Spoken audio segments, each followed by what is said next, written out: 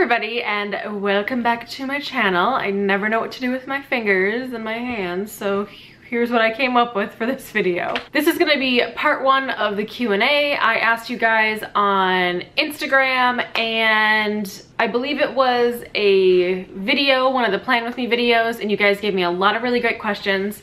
I am gonna break this up into a series of two, so this is the first video. In this video, I'm gonna be talking about like YouTube and like non-personal things. So if you are interested in like my personal life and questions that other people have asked about, that video is gonna be up this upcoming Friday. That'll be the part dos of this little Q&A series. The reason that I wanted to do two separate videos is because I know that this is gonna be a long video because you guys asked some really good questions.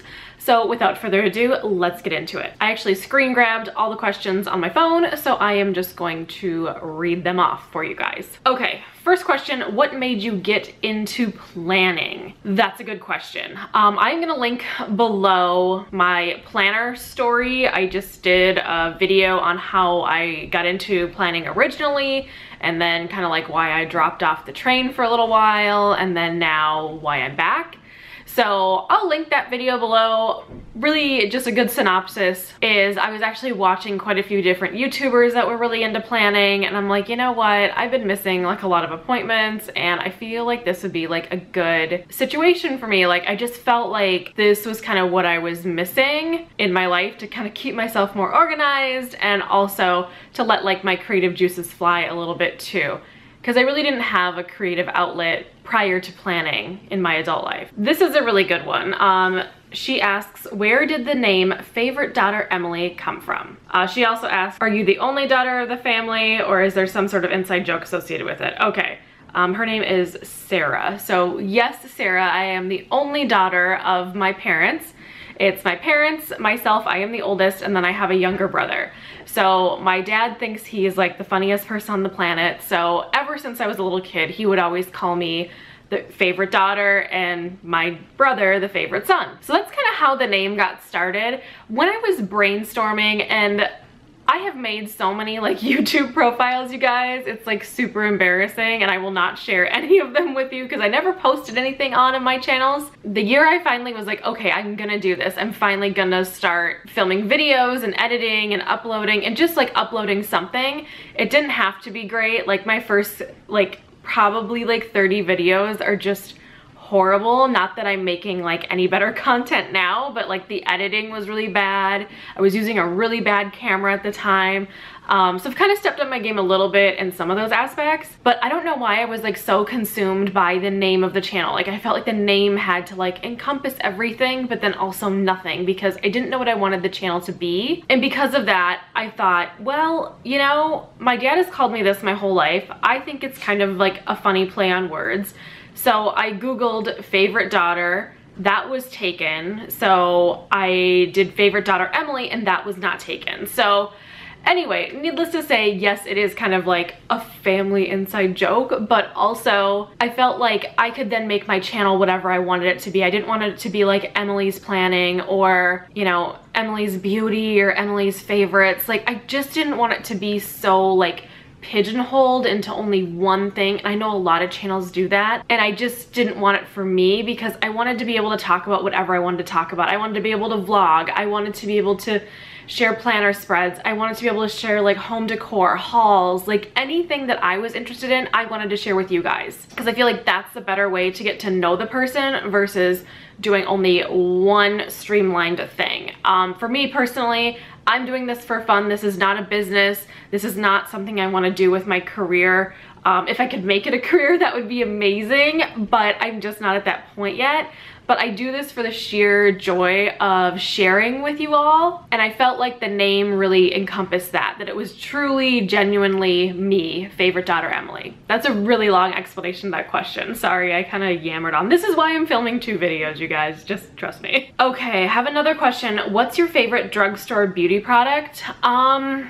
That is difficult to say. That I love a lot of stuff from the drugstore. I've got two favorites that I will never like go without ever. First one is mascara. I go for the waterproof Maybelline The Rocket. I love that stuff. It is the best mascara out there. I can't imagine spending more than 10 bucks for mascara ever.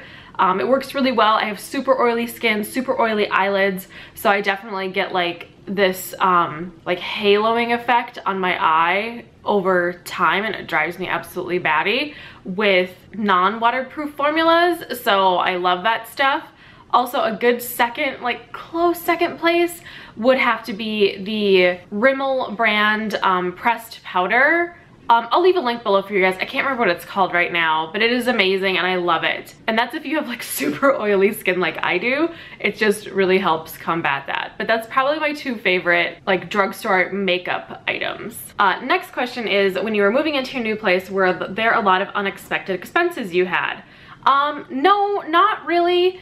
It was like I hired some movers to come and help with some of the larger furniture that I couldn't do on my own. I don't have any family close by, and a lot of my like really good friends don't live close by here at all. So I hired some movers, and that wasn't an unexpected expense because I knew I wanted to hire somebody. I didn't want to just like ask someone I knew to come and help me. I don't know, I don't feel right about it. I feel really like icky about doing stuff like that. And there was a couple of bills. I can't remember which bill it was. I think it was my cable and internet bill, and I think I had to pay again for service or something. Like, I'm pretty sure it was, because somebody actually had to come here and like make sure that the outlets were good in this unit or whatever. So I had to pay a little bit extra for that, but it wasn't anything too crazy. So there might have been like 50 bucks that I wasn't expecting, but really there wasn't any big unexpected bills whatsoever, which was great. Next question, why did you start a YouTube channel? I think I kind of touched on this a little bit in the channel name, but the reason that I started a YouTube channel is I'm a huge fan of the first two people I ever subscribed to is Makeup by Tiffany D, I will leave her channel below, and Jennifer Ross from Pretty Neat Living. Back in the day, she was just Organized Jen, and then she had a whole bunch of other channels. Now she has all of her content on one channel, which is fantastic. But I will link both of their channels below. Really, the reason that I started YouTube is because I thought I had maybe had a unique perspective on things. I would watch their videos and I would just feel like I was talking to a friend. And I hope that's the way that you guys feel about this too. Like, I never want to come off like product placement or like any of that stuff. Like, I'm just not about that. You know, even though as someone that, you know, gains subscribers and likes and comments and stuff, eventually you do get those types of emails. I've gotten several of them, and I don't say that to be showy or anything, but I have literally not replied back to any of them because it is genuinely not something that I'm interested in. If organically it can work out, then that is fantastic, but I do not want to portray myself as somebody else online than I am in person. So if anyone would ever meet me in person, even like my close friends say, you're like exactly the same as you are on camera versus the way I am in person for the most part. I don't drop a lot of F-bombs online. That's probably like the biggest difference, but honestly, I don't want you guys to ever feel like I'm doing that. And if anything's ever sponsored, it will like say it loud and proud on the top of the video, kind of a situation. But I just liked the way that Jen and Tiffany ran their channels, that they were just really organic and really thoughtful about the partnerships that they made, or just in the way that they approached talking to the lens. I mean, right now I'm sitting in my living room, my laundry's going, my dog is sitting over here, and I'm literally talking to a black box. I know it sounds super weird, but I feel like you guys are like in the black box and I want to talk to you. And I love when you comment and all of that too. So that's really why I started my YouTube channel, is because I felt like I had a unique perspective and voice, and I just wanted to share that. And I also think it's really cool that we can all learn and grow from each other, as well as reaching like mass audiences from all over the place, not just the United States, but all over the place. We can reach everybody and we can all communicate. I try to pride myself on responding back to most of your comments, especially if they're a question. I always am super diligent on trying to reply back to everybody. And maybe at some point I won't be able to do that, but I want to interact with you guys as much as possible. Honestly, this is like exactly what I wanted my YouTube presence to be, just very open and honest and forthright with everybody. And I've really been glad that I've been able to maintain that with my channel. All right, so next question is what are your top tips for someone who wants to move out for the first time? When I moved out for the first time, I was not prepared. So I'm not even gonna talk about that time I moved out. The second time I moved out, I was so much more prepared. My best tips is if you know that you're moving out, is to save, save, save. And I know that's probably like common sense or whatever, but honestly, that is the best thing to do. When I moved out to my first apartment on my own, this is what I'm talking about, is my first apartment on my own, because when I moved out, not on my own, I was in a bad financial situation. I shouldn't have moved out in the first place, and I made every mistake there was. So don't do what I did, okay? So with my next place that I moved out and I was on my own, I decided, because I was living back with my parents at the time, I went and moved out, then moved back with my parents for a little while, and then I moved out again. So when I moved out for the second time, I decided every paycheck I was gonna set certain things aside, just money-wise, and then to save. And then also what I did was, every paycheck I would go and grab a couple of things from like Target or Walmart, things that I didn't already have. So whether it be like pots and pans, towels, like those day-to-day things that you just kind of take for granted when you're living at your parents' house. So I would just, you know, elect a certain amount of money per paycheck or per month to do that. And even if it was 20 bucks, at least it was $20 ahead of the curve. And then once I moved in, then there wasn't a ton of added expenses. Like I wasn't missing like dish towels or a TV or like things like that, where things really can add up once in a while and you just don't want to have to do that.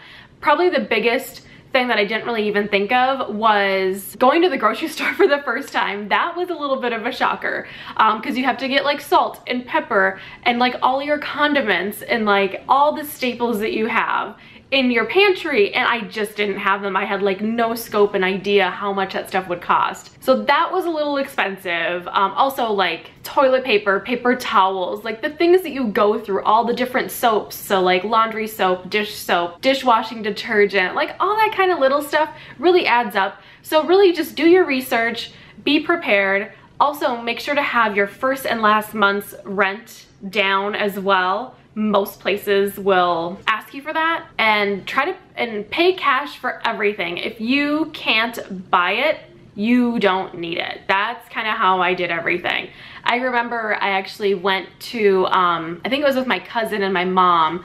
We went to IKEA one day and got like legit all my furniture. We got my bed, we got my bed frame, we got like a couple of dressers, a couple of nightstands, coffee table, end tables, kitchen table, chairs, pretty much everything we got there, and I paid cash for everything. Just everything I paid cash for, because I had been saving up for a little while and I wanted to be able to do that. And my budget was how much cash I had in my pocket. I wasn't putting anything on a credit card. I had already learned my lesson at that point in my life. So that was just one of those things that really helped me start out on a positive foot when I finally got into my first like real big girl apartment all by myself. So here's another question. So somebody on one of my videos asks, how do you stay motivated when sticking to your budget? They had a whole bunch of other questions too, which I'm gonna answer in part 2 because they're more like personal questions, but I will answer them. So how I stay motivated, and I think this is, she asked questions about like being single and all of that too, like you don't really have an accountability partner. So the way that I stay motivated with my finances is I actually share most of my financial history with my parents. And I know that sounds crazy at like 35 to talk about money with your parents, but I feel like they've been there and they've made mistakes and they've had great success too. So who better to talk to than your parents? I could understand maybe not talking to them if they weren't doing well financially or didn't make the right choices, but I would rather to talk to somebody about this that's already been there and that maybe can give me a little bit of guidance or just cheer me on as I'm going. I don't ask them for financial help at all or anything like that, but I also like to just make them aware of all of my financial goals and things like that. I mean, I don't like show them my monthly spreads every week to be like, hey, here's how much money I spent in groceries and here's how much money I spent on clothing and blah, blah, blah. Like, I don't go over that stuff. I really go into like my savings goals with them, and I feel like that's really helpful. And they really are like my little cheerleaders, and they have helped me so much with just being able to feel comfortable to talk about finances. I feel like finances are so like taboo sometimes that you just don't want to talk about it because I don't need to know how you're paying your bills. And when you're talking about your family that really they just have my best interest at heart. They don't stand to gain anything from me or anything like that. I just feel like after I was able to really talk to them truthfully and be like, here's my bank account balance, like I can't afford that, or here's my bank account balance, I don't know what I'm doing wrong, or here's my bank account balance, look how far I've come. When I was finally able to like lift the curtain off of that and just be like really, really honest about it with myself as well as my parents, that they were just so easy to talk to about that stuff.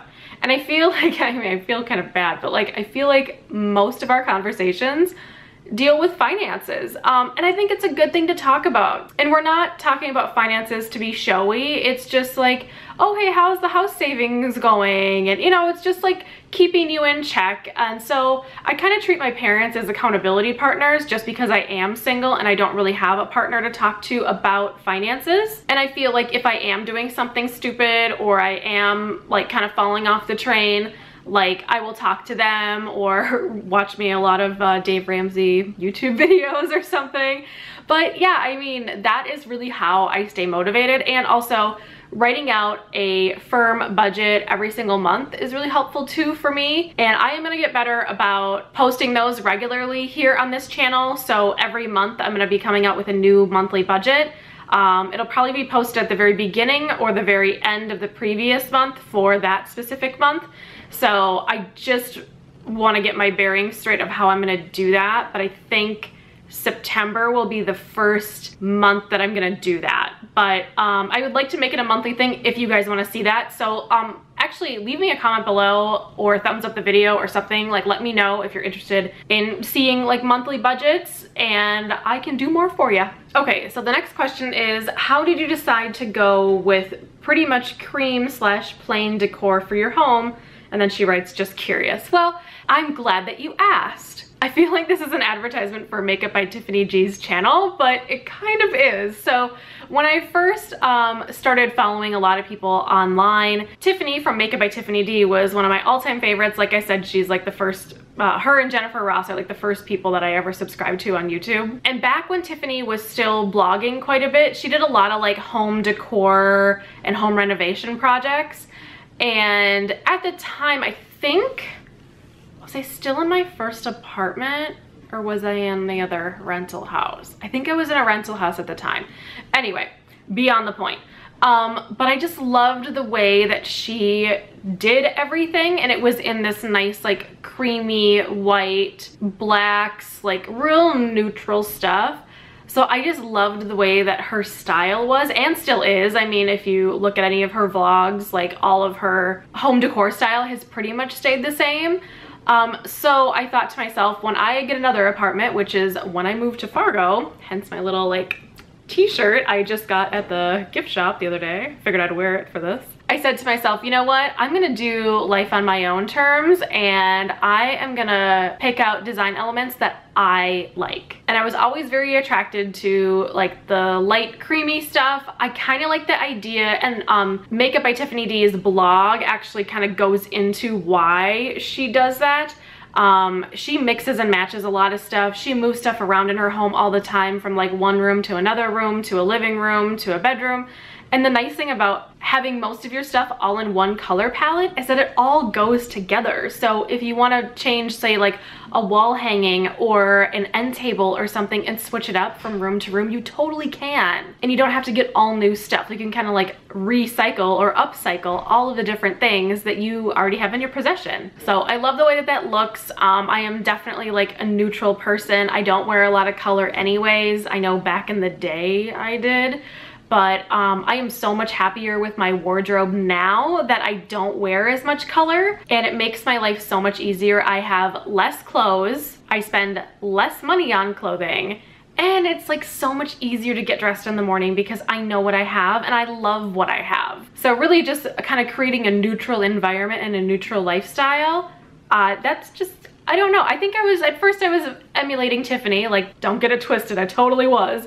But I think now it's kind of just developed into my own personal style and I just really like it. I just really, really like it. Cheryl asks, Crafts Direct store, what all do they have for planning besides washi? Anything?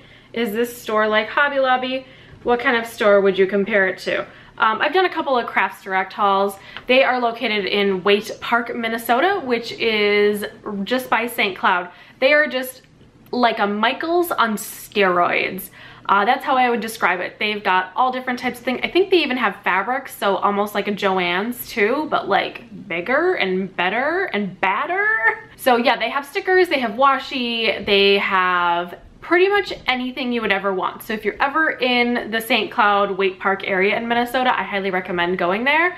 But that's how I would describe it. I will put the link to their website down below if you guys are interested in checking them out. Okay, so that wraps it up for the non-super personal Q&A. I wanted this Q&A to be kind of more on the lines of the things that I share on YouTube already. So I hope you all enjoyed. If you have any additional questions for me, post them below and I will get back to you. Stay tuned for part 2 coming up this upcoming Friday. Make sure to thumbs up the video if you liked it and subscribe. I'm here every Monday, Wednesday, and Friday. And if you guys like these Q&A videos, maybe I can do Q&As a couple of times a year or like whatever you guys want. I'm open. Thank you so much for sticking through to the end and I will see you all in my next video. Bye guys.